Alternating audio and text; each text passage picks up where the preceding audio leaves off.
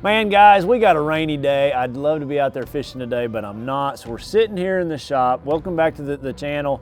Just gonna give you a little bit about, I had some comments and questions on rod and reel setups for topwater fishing. It's getting to be the fall.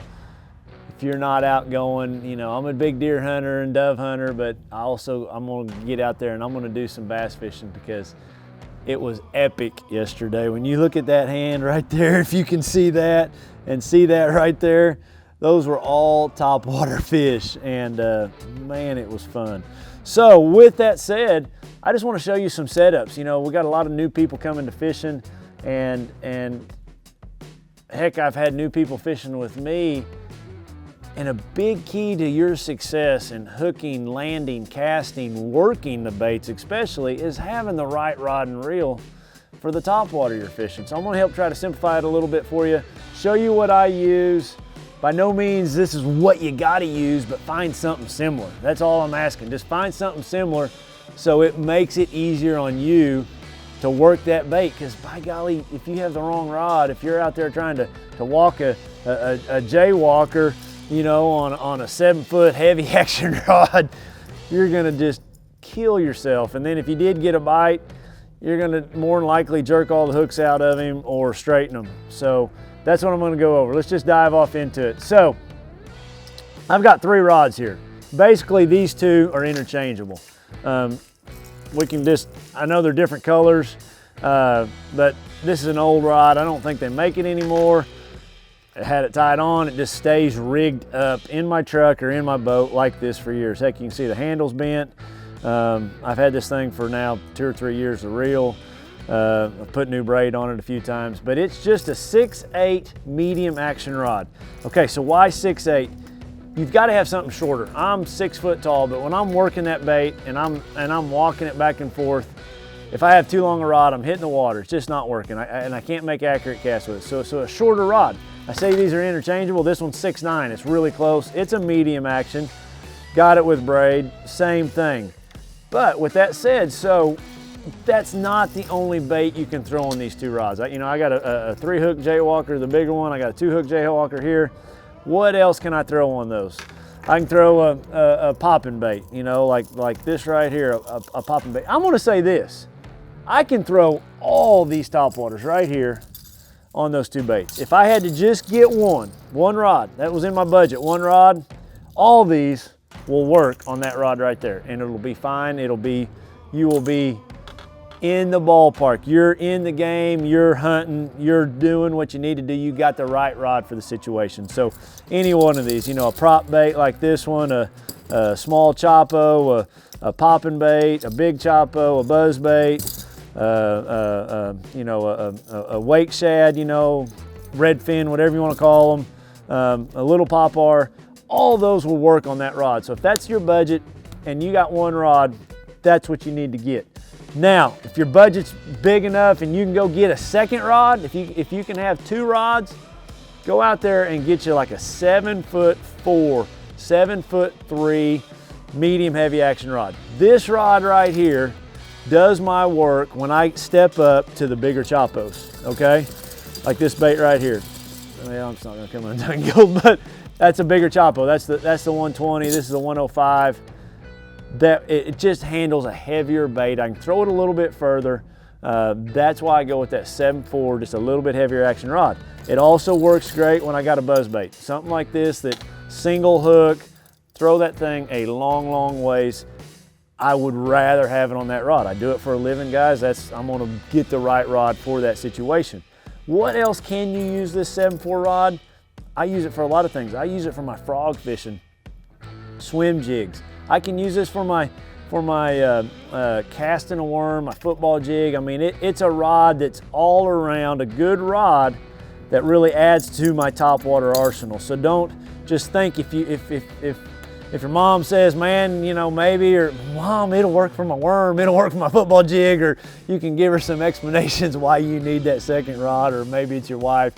Hey babe, you got 20 shoes in there. I'd at least get the couple rods I want. This rod you can use all throughout the year on other things, but it is a rod that I have, you know, just for topwaters too. So we got it down to 2 rods. For a reel, get your reel with a high-speed gear ratio. All my top waters, I've got a high-speed gear ratio reel. So the highest you can get. You know, I got 8.3s here. Those are platinum reels. Really nice reels. You don't have to go that expensive. You can go like, I made a killing. I made my career using a $99 reel. The thing's on sale now for $79. I got one laying around here. I still use them to this day. I'll have to find it and show it to you. Oh, it's right there. Hold on. Time out. Time out. Time out. I'm back. Pro Qualifier reel. These things are on sale right now for 79 bucks.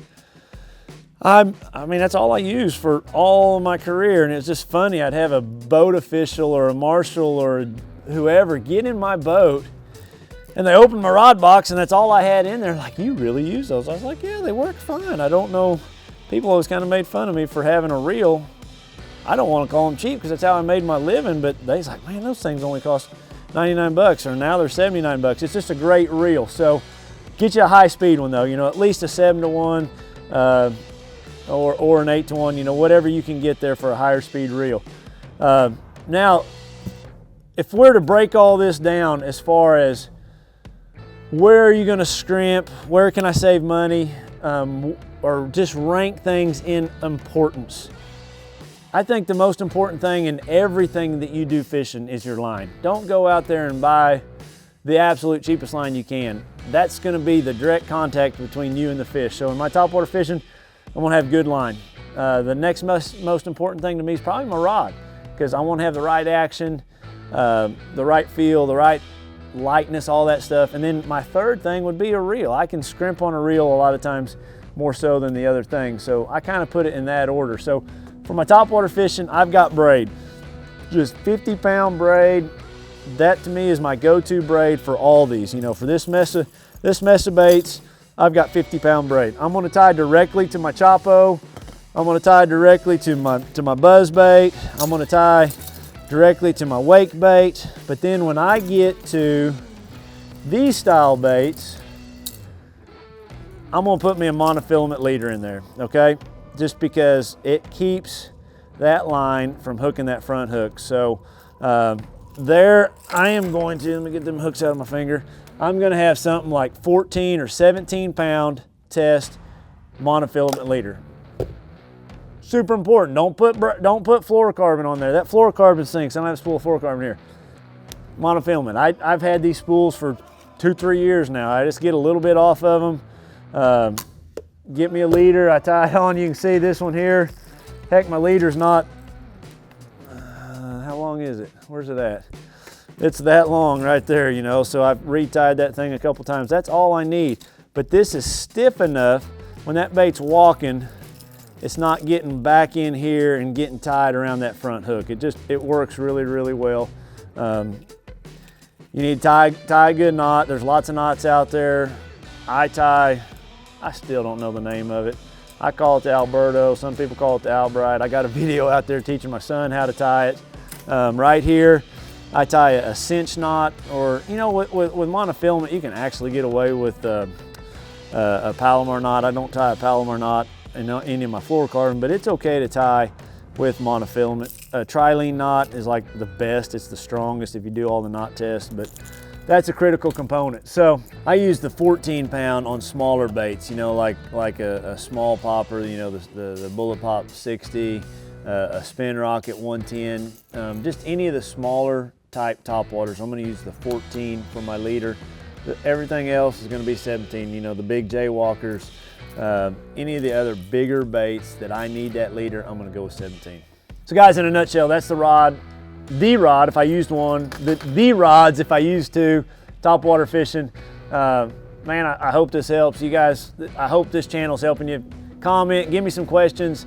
You know, this little video came from one of y'all's questions, so I've also got some breaking some lakes down coming up. You know, I got some other ideas on things that I can do to try to help you. You know, we're going to try to break down some more rods if you had to choose one rod for cranking or whatever it may be. So be looking for those coming in the future. So hit that subscribe button, hit that bell so you can get those notifications. And if you like what you see, hit that like button, guys, and leave me a comment. Appreciate you following along.